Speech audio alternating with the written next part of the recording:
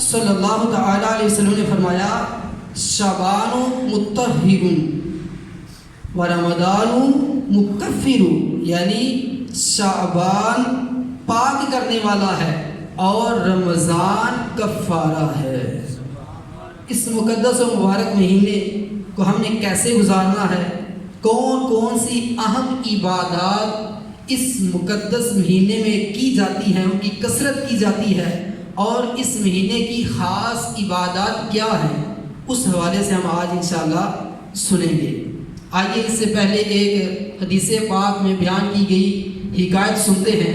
انشاءاللہ اس حکایت کو سن کر سینے میں ٹھنڈ پڑ جائے گی، دل مسرت سے جھوم اٹھے گا اور دماغ مسرت اور خوشی میں جھومنے لگے گا۔ توجہ کے ساتھ سماعت کریں۔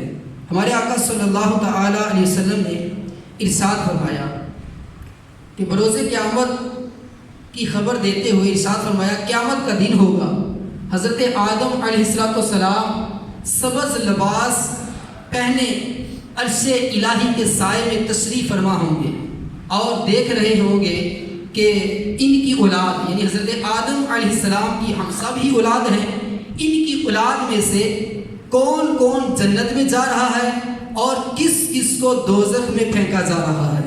اتنے میں حضرت آدم علیہ السلام کی نظر انبیاء کے تاجدار میرے اور آپ کے آقا احمد مجتبی صلی اللہ تعالی علیہ وسلم کے ایک امتی پر پڑے گی، جسے فرشتے جہنم کی طرف لے جا رہے ہوں گے۔ یہ دیکھ کر آدم علیہ السلام پکار کر آواز دیں گے یا احمد یا احمد، اے احمد اے احمد۔ حضور صلی اللہ تعالی علیہ وسلم کے عاشقوں قربان جائیے، وہ قیامت کا منظر، وہ ہولناک دن جب ہر ایک کو بس اپنی اپنی پڑی ہوگی، سگی ماں بھی اولاد سے پیچھا چھڑائے گی، اور ہمارے آقا مولا ہمیں بخشوانے والے آقا، رحم کرنے والے آقا، جنت میں پہنچانے والے آقا مالک جنت صلی اللہ تعالی علیہ وسلم اس سخت وقت کے اندر، اس کڑے وقت کے اندر بھی ہم گناہ گاروں کو بخشوانے اور جنت میں پہنچانے کے لیے میدان محشر میں موجود ہوں گے۔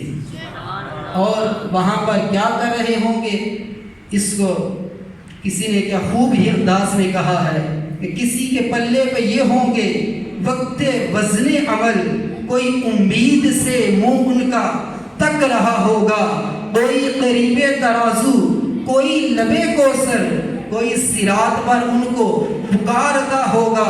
عزیز بچے کو ماں جس طرح تلاش کرے، خدا گواہ یہی حال حضور کا ہوگا۔ ہزار جان فدا نرم نرم پاؤں پر، پکار سن کر اسیروں کی دوڑتا ہوگا۔ یعنی ہمارے آقا صلی اللہ تعالی علیہ وسلم میدان محشر میں موجود ہوں گے، اور یہ جو ہم نے شعروں کے انداز میں سنا، یہ سارے کام سر انجام دیں گے، یعنی قیدی حضور کو پکاریں گے، ہمارے آقا صلی اللہ تعالی علیہ وسلم اپنے نرم نرم قدموں کے ذریعے سے دوڑ کر اس کی مدد کریں گے۔ اللہ پاک کروڑوں رحمت نازل فرمائے ہمارے آقا مولا صلی اللہ تعالی علیہ وسلم پر۔ جب آدم علیہ السلام حضور کے امتی کو جہنم میں جاتا دیکھ کر پکاریں گے، تو حضور صلی اللہ تعالی علیہ وسلم فرماتے ہیں میں جواب میں لبیک یا ابل بشر کہوں گا، تب اے تمام انسانوں کے والد میں حاضر ہوں۔ حضرت آدم علیہ السلام ہمارے آقا سے فرمائیں گے یہ آپ کا امتی ہے، فرشتے اسے جہنم کی طرف لے کر جا رہے ہیں۔ ہمارے آقا مولا حضرت آدم کی یہ صدا سن کر جلدی سے فرشتوں کے پاس تشریف لے جائیں گے اور فرمائیں گے اے میرے رب کے فرشتوں ٹھہر جاؤ۔ فرشتے عرض کریں گے یا رسول اللہ ہم فرشتے ہیں، اللہ پاک کی نافرمانی نہیں کرتے، ہمیں اللہ پاک نے حکم دیا ہے اس کو جہنم میں لے کر جانے کا، ہم اس کی نافرمانی نہیں کریں گے۔ فرشتے یہ عرض کریں گے جو حکم ہوا وہی ہم انجام دیتے ہیں۔ یہ سن کر ہمارے آقا صلی اللہ تعالی علیہ وسلم بے قرار ہو جائیں گے اور اپنی داڑھی مبارک کو پکڑ کر عرش الہی کی طرف رخ کر کے عرض کریں گے اے میرے رب کریم عز و جل، کیا تو نے مجھ سے وعدہ نہیں کیا تھا کہ میں تجھے تیری امت کے معاملے میں غمگین نہیں کروں گا؟ اب فرشتوں کو حکم ہوگا، جب میرے آقا یہ عرض کریں گے اللہ کی بارگاہ میں، تو اللہ تبارک و تعالیٰ فرشتوں کو حکم دے گا اطیعوا محمد، فرشتوں میرے محمد کی اطاعت کرو۔ یعنی اللہ تبارک و تعالیٰ نے جو حکم دیا تھا فرشتوں کو کہ اس بندے کو جہنم میں لے کر جانا ہے، اللہ تبارک و تعالیٰ اپنا حکم واپس لے لے گا، اور حضور صلی اللہ تعالی علیہ وسلم نے جس طرح فرمایا ہے کہ رک جاؤ، اس بندے کو واپس میزان پر لایا جائے، فرشتے اس حکم کی تعمیل کریں گے۔ یہ حکم ملتے ہی جو ہے اس بندے کو فرشتے اس مجرم کو چھوڑ دیں گے اور ادب سے عرض کریں گے یا رسول اللہ، ہم آپ کے غلام ہیں، ہماری کیا مجال، آپ کے حکم پر عمل نہ کریں۔ اب مصطفیٰ جان رحمت صلی اللہ تعالی علیہ وسلم کے حکم سے اس بندے کو دوبارہ میزان عمل پر لایا جائے گا، اس کے اعمال تولے جائیں گے۔ شفاعت فرمانے والے آقا، امت کو بخشوانے والے آقا صلی اللہ تعالی علیہ وسلم اپنی جیب میں سے انگلی کے پورے کے برابر ایک سفید کاغذ نکالیں گے اور بسم اللہ پڑھ کر نیکیوں کے پلڑے میں رکھ دیں گے، اس کی برکت سے اس کا نیکیوں کا پلڑا باری ہو جائے گا۔ اور جب پلڑا باری ہو جائے گا، محشر کے اندر شور برپا ہو جائے گا، ہر طرف سے واہ واہ کی صدائیں آئیں گی، سبحان اللہ کی صدائیں آئیں گی۔ محشر میں گناہگار کا پلہ ہوا باری، پلے پہ جو وہ قریب ترازو نظر آیا۔ یعنی جب حضور صلی اللہ تعالی علیہ وسلم ترازو کے پاس تشریف لائے، وہ بندہ جس کے گناہ زیادہ تھے، نیکیاں کم تھی، حضور کی برکت سے نیکیوں کا پلہ باری ہو جائے گا۔ یہ سما دیکھ کر محشر میں اٹھے گا شور کہ واہ، چشمے بد دور ہو، کیا شان ہے، رتبہ کیا ہے، صدقے اس رحم کے، اس سائے دامن پر نثار، اپنے بندے کو مصیبت سے بچایا گیا ہے۔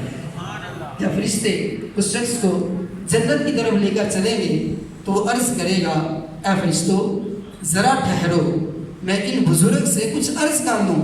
تب وہ عرض کرے گا میرے ماں باپ آپ پر قربان، آپ کا چہرہ مقدس کیسا نورانی ہے، آپ کیسے اعلیٰ اخلاق والے ہیں، آپ نے میرے آنسوؤں پر رحم کیا، میرے گناہ معاف کروا دیے، آپ کون ہیں؟ ارشاد ہوگا میں تیرا نبی محمد ہوں، اور یہ تیرا درود پاک تھا جو تو نے مجھ پر پڑھا تھا، میں نے آج کے دن کے لیے محفوظ کر رکھا تھا۔ ہمیں بھی حضور صلی اللہ تعالی علیہ وسلم پر کثرت کے ساتھ درود پاک پڑھنا چاہیے۔ آئیے سنتے ہیں کہ شعبان کے مہینے میں کون کون سی جو عبادات ہیں وہ کثرت کے ساتھ کرنی چاہیے۔ تو اس حوالے سے 4 قسم کی عبادات ہیں جو رمضان المبارک کے مہینے میں کثرت کے ساتھ کی جاتی ہیں۔ ان میں سے پہلی یہ ہے درود پاک کی کثرت۔ شعبان کے مہینے میں کون سی عبادت زیادہ کرنی ہے؟ درود پاک کی کثرت۔ پیارے اسلام بھائیو، دیکھا آپ نے درود پاک کی کیسی برکات ہیں۔ یوں تو درود پاک زندگی بھر کا وظیفہ ہونا چاہیے، ہمارے روزانہ کے معمولات میں درود پاک کی کثرت شامل ہونی چاہیے اور سارا سال ہی درود پاک پڑھنا چاہیے۔ البتہ شعبان المعظم کا مبارک مہینہ اور اس کی عظمتوں رفتوں برکتوں کے کیا کہنے، اس ماہ ذیشان کے محبوب رحمان سلطان جو دو جہاں صلی اللہ تعالی علیہ وسلم نے اسی شعبان کے مہینے کو جو یہ ابھی چل رہا ہے فرمایا شعبان میرا مہینہ ہے۔ فرمایا شعبان میرا مہینہ ہے، چونکہ یہ آقا کا مہینہ ہے، اس لیے اس میں درود پاک کی بطور خاص کثرت سے کرنی چاہیے۔ سرکار غوث اعظم رحمت اللہ تعالی علیہ اسی مہینے کے بارے فرماتے ہیں، یہ شعبان کے بارے فرماتے ہیں ہوا شہر الصلاۃ علی النبی، یعنی یہ مہینہ حضور صلی اللہ تعالی علیہ وسلم کی ذات پر درود پاک پڑھنے والا مہینہ ہے۔ آج کل رسول درود پاک منفرد عبادت ہے، اللہ پاک نے اس کا حکم بھی دیگر تمام عبادتوں کی نسبت منفرد انداز میں، ایک جدا گانا انداز میں، ایک الگ ہی انداز میں ارشاد فرمایا ہے۔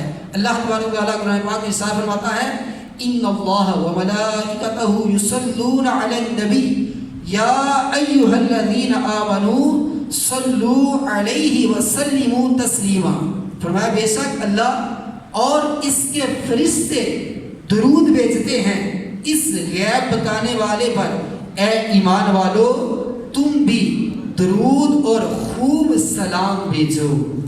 اس کی تفسیر میں آتا ہے کہ قرآن کریم نے بہت سے احکامات دیے ہیں، ہمارے اوپر بہت سے احکامات لازم ہیں جن کا ذکر قرآن کے اندر آتا ہے، اللہ تبارک و تعالیٰ نے ہمارے اوپر وہ کرنے لازم کیے ہیں، اور یہ جو درود پاک ہے اس کا حکم بھی اللہ تبارک و تعالیٰ نے قرآن کے اندر دیا، لیکن جو دیگر احکامات دیے کبھی بھی اللہ تبارک و تعالیٰ نے یہ نہ فرمایا کہ ہم بھی ایسا کرتے ہیں، فرشتے بھی یہی کرتے ہیں، اے ایمان والو تم بھی ایسا کرو، یعنی نماز کا حکم ہے تو اللہ تبارک و تعالیٰ نے یہ نہ فرمایا کہ میں نماز پڑھتا ہوں فرشتے پڑھے تم بھی پڑھو، دیگر عبادات ہیں ان کے بارے میں اس انداز میں نہیں فرمایا کہ میں بھی یہ کام کرتا ہوں میرے فرشتے بھی کرتے ہیں لہذا ایمان والو تم بھی کرو، نہیں، بلکہ درود پاک کے بارے میں فرمایا کہ میں بھی پڑھتا ہوں میرے فرشتے بھی پڑھتے ہیں، اے ایمان والو تم بھی پڑھا کرو۔ کیوں؟ مفتی صاحب فرماتے ہیں بات یہ ہے کہ جس چیز کا حکم اہتمام کے ساتھ دینا ہو، جس کا حکم بہت اچھے انداز میں دینا ہو، تو بادشاہ رعایا سے، اپنے چاہنے والوں سے، وزیروں مشیروں سے کہتا ہے ہم بھی ایسا کرتے ہیں، بادشاہ کہتا ہے میں بھی ایسا کرتا ہوں، اور ہمارے وزیر مشیر بھی اسی طرح کرتے ہیں، لہٰذا اے میری رعایا تم بھی ایسے ہی کرو۔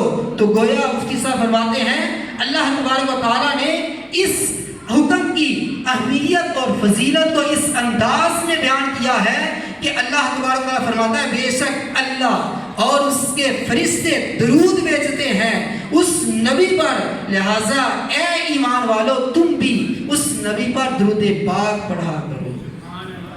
پیارے بڑے اسلام بھائیو، مفتی صاحب مزید فرماتے ہیں کہ یہ خیال کرنا کہ ہمارے محبوب پر ہماری رحمتیں، اللہ تعالیٰ نے جس انداز میں اس کا حکم دیا تو گویا یہ بھی ہمیں سمجھا دیا ہے کہ ہمارے محبوب پر ہماری رحمتیں تمہارے مانگنے پر موقوف نہیں ہے کہ تم کہو گے اللہ کی بارگاہ میں عرض کرو گے کہ حضور پر رحمتیں ہوں، درود پڑھو گے تو پھر رحمتیں نازل ہوں گی، ایسا نہیں ہے، بلکہ ہمارے محبوب صلی اللہ علیہ وسلم تمہارے درود کے حاجت مند نہیں ہے، ایسا ہرگز نہیں کہ تم درود پڑھو یا نہ پڑھو ان پر اللہ کی رحمتیں برابر بستی رہتی ہے۔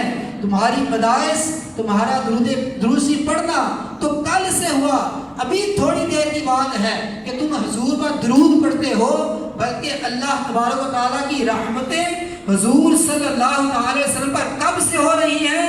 جب کب بھی نہ تھا، جہاں وہاں کہاں کچھ بھی نہیں تھا، اللہ تبارک و تعالیٰ کی رحمتیں اس وقت سے حضور پر برس رہی ہیں۔ خدا بدہا خواہ، خدا بدہا خواہ میرے مصطفیٰ کا، میرے مصطفیٰ کا، خدا کا وہ طالب، خدا اس کا طالب، خدا اس کا پیارا، وہ پیارا خدا۔ اعلیٰ حضرت کے والد گرامی مولانا نقی علی خان فرماتے ہیں تمام عبادات میں، فرماتے ہیں تمام عبادات میں سب سے زیادہ فائدے والی عبادت درود پاک ہے، اور ایک مرتبہ درود پاک پڑھنا کتنی برکتوں کا اور سعادتوں کا حامل ہے، آئیے سنتے ہیں۔ فرماتے ہیں جب ایک بار درود پاک پڑھتا ہے جو کچھ دنیا میں ہے سب سے بہتر ہے اور دونوں جہان کے لیے کافی ہے۔ حضرت انس بن مالک سے روایت ہے کہ اللہ کے آخری نبی صلی اللہ تعالی علیہ وسلم نے فرمایا جو میرے حق کی تعظیم کرتے ہوئے مجھ پر ایک بار درود پاک پڑھے، اللہ پاک اس پر ایک فرشتہ پیدا فرماتا ہے، اسے حکم دیتا ہے جس طرح اس بندے نے میرے نبی پر درود پڑھا تو بھی دعائے مغفرت کر، بس وہ فرشتہ تا قیام قیامت اس بندے کے لیے مغفرت کی دعا کرتا رہتا ہے۔ جو بندہ صرف ایک مرتبہ حضور پر درود پڑھتا ہے، اللہ تبارک و تعالیٰ فرشتے کو حکم دے دیتا ہے قیامت قائم ہونے تک اس بندے کے لیے مغفرت کی دعا کرتا ہے۔ یہ ایک مرتبہ درود پاک پڑھنے کی ایک برکت ہے، اس کے علاوہ درود پاک کی بہت سی برکات ہیں۔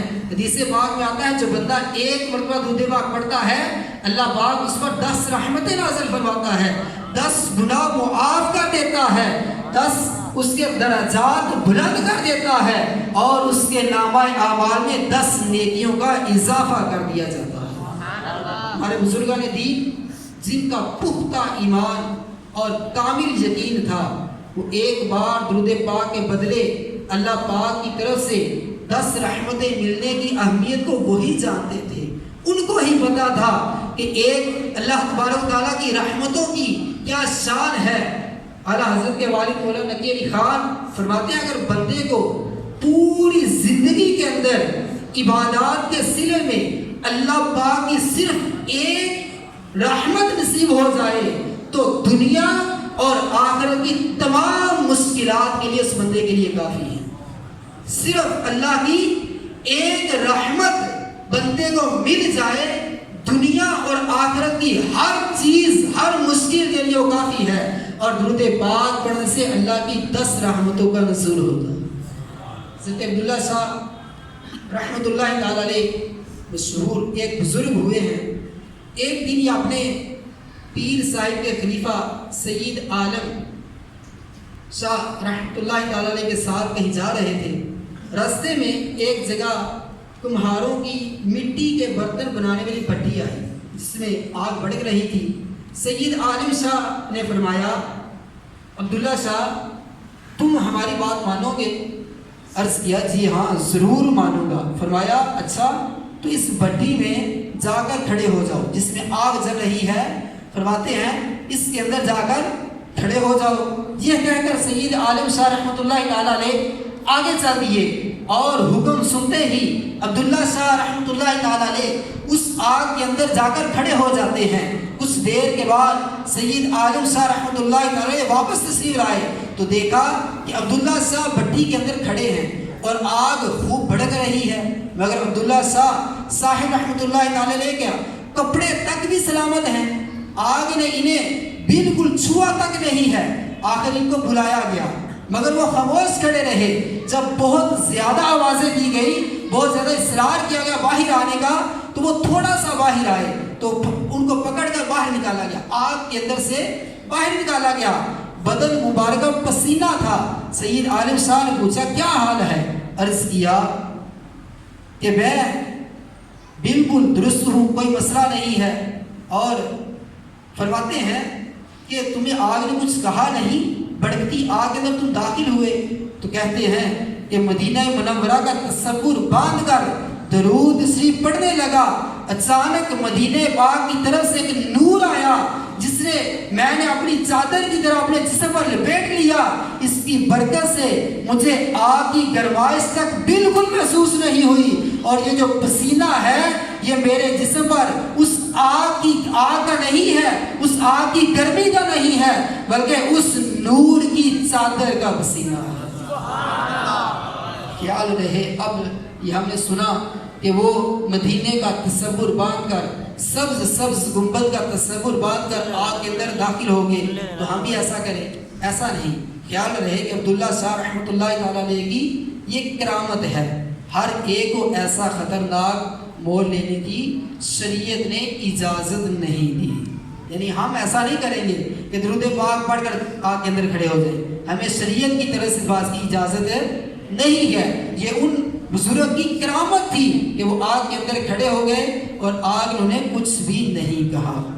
پیارے اسلام بھائیو، یہ جو ہم نے برکات سنی ہے یہ ایک مرتبہ درود پاک پڑھنے کی ہے، اور اگر کوئی کثرت کے ساتھ درود پاک پڑھتا ہے تو اس کی تو شان ہی الگ ہے۔ آئیے اس کی برکات سنتے ہیں کہ جو بندہ اپنا ورد و وظیفہ ہی درود پاک بنا لیتا ہے اور حضور جان عالم پر روزانہ کثرت کے ساتھ درود پاک پڑھتا ہے، اس کو کیا کیا برکات ملتی ہیں۔ آئیے احادیث سنتے ہیں۔ ہمارے آقا صلی اللہ علیہ وسلم نے اس کی بہت زیادہ فضائل بیان کیے ہیں۔ کثرت سے درود پاک پڑھنے والا بارگاہ الہی میں یوں حاضر ہوگا کہ اللہ پاک اس سے راضی ہوگا۔ کثرت سے درود پاک پڑھنے والا قیامت کے روز جلد از جلد نجات پالے گا۔ کثرت کے ساتھ درود پاک پڑھنے والا روز قیامت حضور صلی اللہ تعالی علیہ وسلم کے قرب میں ہوگا اور حضور کے ہاتھوں جام کوثر بھی نصیب ہوگا۔ کثرت سے درود پاک پڑھنے والا روز قیامت سرکار علی وقار صلی اللہ علیہ وسلم کے بہت زیادہ قریب ہوگا۔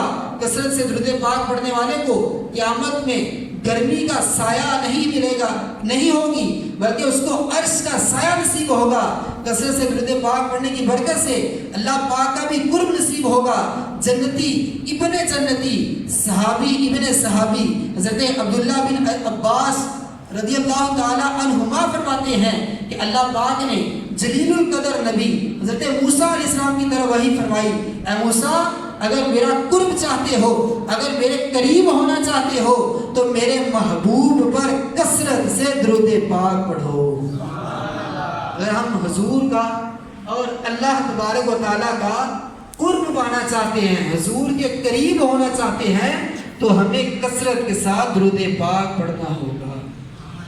کثرت سے درود پاک کی برکت سے فکریں بندے کی ختم ہو جاتی ہیں، غم مٹ جاتے ہیں، پریشانیاں حل ہوتی ہیں، رزق بڑھتا ہے اور حاجتیں پوری ہو جاتی ہیں۔ علامہ یوسف بن اسماعیل نبہانی رحمۃ اللہ تعالی فرماتے ہیں بلکہ بعض مکثرین یعنی درود پاک کی کثرت کرنے والوں پر یہاں تک اللہ تبارک و تعالیٰ کی فضل و رحمت ہوتا ہے کہ انہیں بیداری کی حالت میں حضور کا دیدار ہو جاتا ہے۔ کثرت کے ساتھ درود پاک پڑھنے سے بیداری کے عالم میں جاگتے ہوئے اس انداز میں حضور کا دیدار ہو جاتا ہے۔ حضرت شیخ احمد زابری رحمۃ اللہ تعالی علیہ بہت بڑے بزرگ ہوئے ہیں، ان کے متعلق آتا ہے کہ آپ روزانہ ہر روز 40,000 مرتبہ درود پاک پڑھا کرتے اور فرماتے ہمارا معمول ہے کہ ہم نہایت کثرت کے ساتھ درود پاک پڑھتے ہیں اور اس کی برکت سے ہمیں بیداری کی حالت میں حضور کی زیارت بھی نصیب ہوتی رہتی ہے۔ جلوہ یار ادھر بھی کوئی پھیرا تیرا، حسرتیں 8 پہر تکتی ہیں رستہ تیرا۔ پیارے اسلام بھائیو، اللہ پاک ہمیں بھی کثرت کے ساتھ درود پاک پڑھنے کی سعادت نصیب فرمائے۔ کثرت سے درود پاک سے کیا مراد ہے، روزانہ کتنی بار درود پاک پڑھا جائے تو کثرت میں شمار ہوں گے، اس بارے میں علماء کرام کے مختلف اقوال ہیں۔ شیخ طریقت امیر سنت بانی دعوت اسلامی حضرت علامہ مولانا ابو بلال محمد الیاس عطار قادری رضوی ضیائی دامت برکاتہ العالیہ نے نیک بننے کے نسخے یعنی رسالہ 72 نیک اعمال میں روزانہ کم از کم 313 بار درود شریف پڑھنے کی ترغیب ارشاد فرمائی ہے۔ چنانچہ نیک اعمال نمبر 8 میں ہے کیا آج آپ نے کم از کم 313 بار درود شریف پڑھا؟ اگر ہم 72 نیک اعمال پر عمل کرتے ہوئے روزانہ کم از کم 313 بار درود شریف پڑھنے والے بن جائیں تو بعض علماء کے نزدیک انشاءاللہ عز و جل ہمارا شمار کثرت سے درود پاک پڑھنے والوں میں ہوگا۔ اور کثرت سے درود پاک پڑھنے والوں کو حضور بیداری میں بھی اپنی زیارت کرواتے ہیں۔ اور یہ مہینہ شعبان کا مہینہ تو آقا کا مہینہ چل رہا ہے، لہٰذا ہمیں درود پاک کثرت سے پڑھنا چاہیے۔ ہر وقت اٹھتے بیٹھتے چلتے پھرتے دکان پر گھر میں کہیں ہو بس ہر وقت درود شریف پڑھتے رہیں، اللہ پاک ہمیں اس کی توفیق عطا فرمائے۔ میرے اسلام بھائیو، درود پاک ہم نے اس مہینے میں جو کثرت کے ساتھ عبادات کرنی ہے ان میں سے ایک سنی ہے، وہ ہے درود پاک۔ کیا ہے؟ ہم نے کیا کرنا ہے اس مہینے میں؟ کثرت کے ساتھ درود پاک پڑھنا ہے، یہ پہلی عبادت۔ دوسری، اس کے علاوہ 3 اور عبادات ہیں جو اس مہینے میں کثرت کے ساتھ کرنی ہے۔ ان میں سے دوسری ہے کہ شعبان المعظم میں ہمیں تلاوت قرآن کی کثرت کرنی ہے۔ بعض روایات میں آتا ہے کہ شعبان المعظم کا نام شہر القرآن ہے۔ کیا نام ہے؟ شہر القرآن، یعنی قرآن کا مہینہ۔ ایک روایت میں ہے کہ شعبان المعظم جو یہ مہینہ چل رہا ہے، اس مہینے نے اللہ پاک کی بارگاہ میں عرض کیا، اے مالک و مولا، تو نے مجھے 2 عظمتوں والے، فضیلتوں والے، یعنی رجب اور شعبان کے درمیان میں رکھا ہے۔ مجھ سے پہلے رجب آتا ہے، بعد میں رمضان آتا ہے، یہ بڑی برکتوں والے مہینے ہیں، اس میں تیری بڑی برکتیں ہیں، میرے لیے کیا ہے؟ شعبان کا مہینہ اللہ کی بارگاہ میں کہتا ہے، مالک و مولا تو نے مجھے کیا عطا کیا ہے؟ تو اللہ تبارک و تعالیٰ نے فرمایا کہ میں نے تیرے اندر قرآن کی تلاوت کو رکھ دیا ہے۔ حضرت انس بن مالک رضی اللہ تعالیٰ فرماتے ہیں، صحابہ کرام کا معمول بیان کرتے ہیں کہ جیسے ہی شعبان کی آمد ہوتی تو صحابہ کرام پوری توجہ کے ساتھ قرآن پاک کی تلاوت میں مصروف ہو جایا کرتے تھے۔ تلاوت قرآن پاک کرنے کی بھی کیا نرالی شان ہے۔ تلاوت قرآن افضل عبادت ہے۔ قرآن پڑھنے سے رحمت اترتی ہے۔ جو صبح کو قرآن پاک ختم کرتا ہے، شام تک رحمتیں نازل ہوتی رہتی ہیں، اور جو شام کو قرآن پاک ختم کرتا ہے، صبح تک اس پر رحمتیں نازل ہوتی رہتی ہیں۔ جو قرآن پاک نماز کے اندر کھڑے ہو کر پڑھے تو ہر حرف کے بدلے اس کو 100 نیکیاں ملتی ہیں۔ جو نماز کے اندر بیٹھ کر قرآن پاک پڑھے، ہر حرف کے بدلے میں 50 نیکیاں ملتی ہیں، اور جو وضو کی حالت میں قرآن پاک کی تلاوت کرتا ہے، ہر حرف کے بدلے میں 25 نیکیاں ملتی ہیں، اور جو بغیر وضو کے قرآن پاک کی تلاوت کرے اس کے لیے 10 نیکیاں ہیں۔ قرآن پاک پڑھنا عذاب الہی سے محفوظ کرنے والا ذریعہ ہے۔ قرآن پاک پڑھنے والا اس کی برکت سے ترقی کرتا ہے، اس کو بلندی ملتی ہے۔ جو قرآن پڑھتا ہے، قرآن کی وجہ سے اللہ تبارک و تعالیٰ اس کو بلند مقام عطا کرتا ہے، اس کی ترقی ہو جاتی ہے، اس کو بڑے درجات مل جاتے ہیں۔ جنتی صحابی عبداللہ بن مسعود فرماتے ہیں کہ قرآن کے بارے میں، القرآن شافع، قرآن سفارش کرنے والا ہے۔ اور کیسا سفارش کرنے والا ہے؟ ہر ایک بندے کی سفارش بھی قبول نہیں ہوتی، لیکن فرماتے ہیں القرآن شافع، قرآن سفارش کرنے والا ہے۔ آگے فرماتے ہیں وہ مشفع، ایسا سفارش کرنے والا ہے جس کی سفارش قبول ہی قبول ہے۔ یعنی جس کی قرآن سفارش کر دے گا، جس کے بارے میں اللہ تبارک و تعالیٰ کی بارگاہ میں عرض کر دے گا، اے مالک و مولا، یہ بندہ میری تلاوت کیا کرتے تھا، اس بندے کو بخش دے، اللہ تبارک و تعالیٰ اس بندے کو بخش دے گا۔ آگے فرماتے ہیں فمن جعلہ امامہ قادہ الی جنہ، جس نے قرآن کو اپنا امام بنا لیا، قرآن اسے جنت میں پہنچا دیتا ہے۔ اور اس کے ساتھ ہی فرمایا وَمَنْ جَعَلَهُ خَلْفَهُ سَاقَهُ إِلَى النَّارِ، اور جس نے قرآن کو پسے پشت ڈال دیا، اس کے احکامات پر عمل نہیں کیا، اس کی تلاوت نہیں کی، کہتے ہیں قرآن ہی اسے دوزخ میں پہنچا دیتا ہے۔ پیارے اسلام بھائیو، شہر القرآن یعنی ماہ شعبان تشریف لا چکا ہے۔ ہمیں چاہیے کہ اب تو خصوصیت کے ساتھ وقت نکال کر لازمی قرآن کریم کی تلاوت کریں۔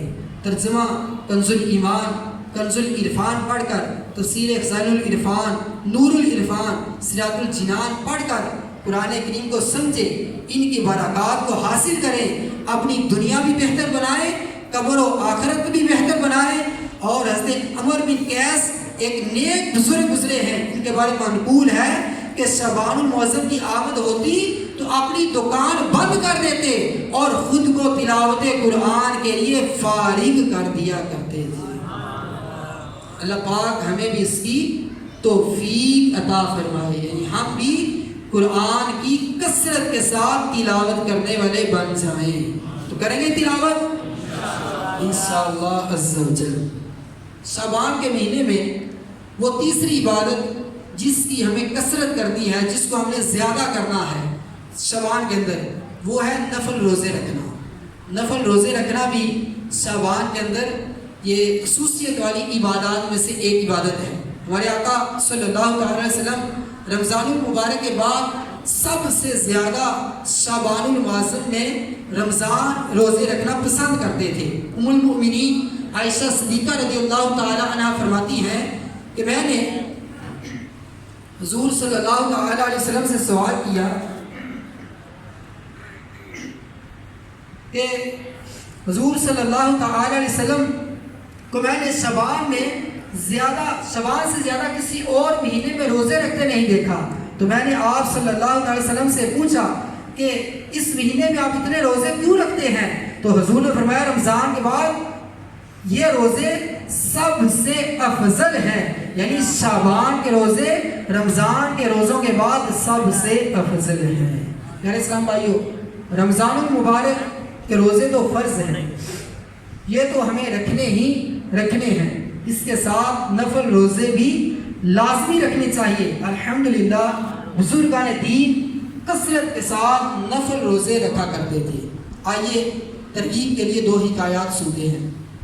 تاریخ بغداد میں ہے کہ حضرت سیدنا داؤد طائی رحمۃ اللہ تعالی علیہ، ہم سے تو فرض روزے نہیں نہ رکھے جاتے، فرض روزے بھی ہم جان بوجھ کر چھوڑ دیتے ہیں، اور بزرگان دین جنہوں نے محنت کر کے کوششیں کر کے یہ جو دین اسلام ہمیں ملا ہے ہم تک پہنچایا ہے، کس انداز میں اللہ کی عبادت کیا کرتے، کتنی مشقت اٹھایا کرتے تھے، آئیے سنتے ہیں۔ سیدنا داؤد طائی رحمۃ اللہ تعالی علیہ مسلسل 40 سال تک روزے رکھتے رہے، مسلسل 40 سال تک روزے رکھتے رہے، اور آپ کے اخلاص کا عالم کیا تھا کہ ان 40 سال کے اندر آپ نے کسی کو خبر بھی نہ ہونے دی، یہ بات بتائی بھی نہیں کہ مجھے 40 سال ہو گیا میں نفل روزے رکھ رہا ہوں۔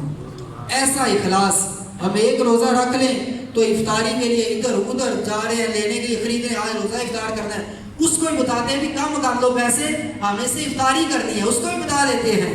جبکہ بزرگان دین کا اخلاص کہ 40 سال روزے رکھے اور گھر والوں کو بھی اس کی خبر ہی نہ ہونے دیں کہ روزہ رکھتے ہیں۔ کیا انداز اپناتے تھے؟ صبح جب گھر سے جاتے تو دوپہر کا کھانا ساتھ لے لیتے، رستے میں کوئی ملتا اس کو دے دیتے، جو ساتھ لیا ہوتا کھانا وہ کسی کو دے دیتے، شام کو مغرب کے بعد گھر میں تشریف لاتے اور گھر کا کھانا کھا لیتے، کسی کو پتہ ہی نہیں چلنے دیا کہ آپ 40 سال تک روزے رکھتے رہے۔ حضرت قتادہ کے استاد حضرت عبداللہ بن غالب حدانی رحمۃ اللہ تعالی کو شہید کر دیا گیا۔ تدفین کے بعد جب قبر میں آپ کی تدفین ہو گئی تو بعد میں ان کو قبر شریف کی مٹی سے مشک کی خوشبو آتی تھی۔ کس نے خواب میں دے کر پوچھا آپ کے ساتھ کیا معاملہ فرمایا گیا؟ اچھا کہا، اچھا معاملہ فرمایا گیا۔ پوچھا آپ کو کہاں لے جایا گیا؟ فرمایا جنت میں۔ خواب دیکھنے والے پوچھا کون سے عمل کی وجہ سے آپ جنت میں چلے گئے، کامیاب ہو گئے، کس عمل سے کامیاب ہوئے ہیں، کون سا عمل کام آیا ہے آپ کی قبر سے کہ مشک کی خوشبوئیں آ رہی ہیں؟ فرمایا یہ میری تلاوت اور روزوں میں پیاس کی خوشبو ہے۔ یعنی جو قبر سے مشک کی خوشبو آ رہی ہے، فرماتے ہیں یہ تلاوت قرآن کی وجہ سے آ رہی ہے، اور روزے کے اندر جو میں پیاس برداشت کیا کرتا تھا اس وجہ سے میری قبر سے یہ جو خوشبو ہے آ رہی ہے۔ میرے اسلام بھائی دیکھا آپ نے کہ نفل روزے رکھنے کی کیسی عظیم برکتیں ہیں۔ ہم نے سنا کہ رمضان المبارک کے فرض روزوں کے بعد سب سے افضل روزے شعبان کے روزے ہیں۔ اس کی ایک وجہ بھی یہاں لکھی ہے، بڑی اہمیت والی ہے اور سمجھنے والی ہے۔ جب ہم اس کو سمجھیں گے تو انشاءاللہ ہمیں پتہ چلے گا کہ کیوں شعبان کے روزے ہمیں کثرت کے ساتھ رکھنے چاہیے۔ ہمارے پیارے آقا مدینے والے مصطفیٰ صلی اللہ تعالی علیہ وسلم اس ماہ مبارک میں نفل روزے رکھنا بہت پسند فرمایا کرتے تھے، لہٰذا ہمیں بھی چاہیے کہ اپنے پیارے آقا حضور صلی اللہ تعالی علیہ وسلم کی سنت کو ادا کرتے ہوئے حضور کی پیروی میں شعبان المعظم میں خوب روزے رکھیں اور اس پیاری پیاری سنت پر عمل کا सवाब हासिल करें। अल्लामा इब्न रजब हम्बली फरमाते हैं कि शाबान माह रमज़ान के रोज़ों की मश्क का महीना है, कि रमज़ान में हमने रोज़े रखने हैं, उससे पहले एक्सरसाइज कर ली जाए, मश्क कर ली जाए, हम रोज़े रखने के ट्रेन हो जाए। क्यों? कहते हैं अमूमन ऐसा होता है कि रमज़ान मुबारक के इब्तिदाई दिनों में रोज़े रखना कदरे दुश्वार होता है। जब हम पहला रोज़ा रखते हैं रमज़ान का, साल के बाद अगर रखेंगे तो वाकई मुश्किल लगेगा और मुश्किल हो जाएगा। फरमाते हैं फिर आहिस्ता